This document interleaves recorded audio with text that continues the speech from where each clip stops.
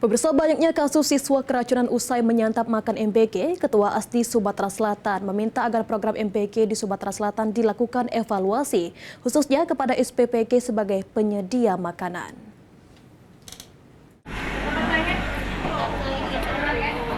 Banyaknya kasus siswa keracunan yang diduga akibat menyantap makan bergizi gratis atau MBG yang merupakan program pemerintah pusat mendapatkan respon dari Ketua ASDI PD Sumatera Selatan yang juga Ketua Prodi S1 Gizi Universitas Muhammadiyah Ahmad Dahlan Palembang.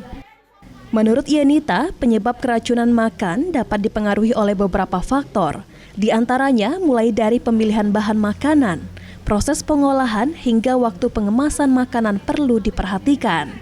Sehingga perlu adanya evaluasi terhadap pelaksana MBG sebagai upaya mencegah terjadinya kejadian serupa terhadap program makan bergizi gratis di Sumatera Selatan.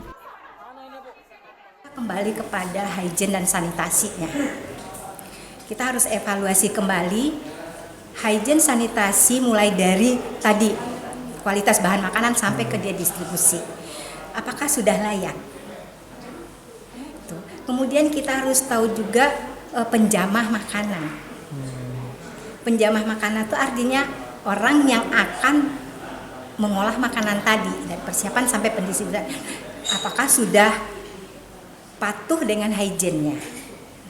Jadi kalau kita berbicara masalah hygiene dan sanitasi itu panjang rentetannya. Artinya benar-benar udah tersertifikasi belum nih ya. Ini kita perlu kita kaji lagi pelaksana MBG.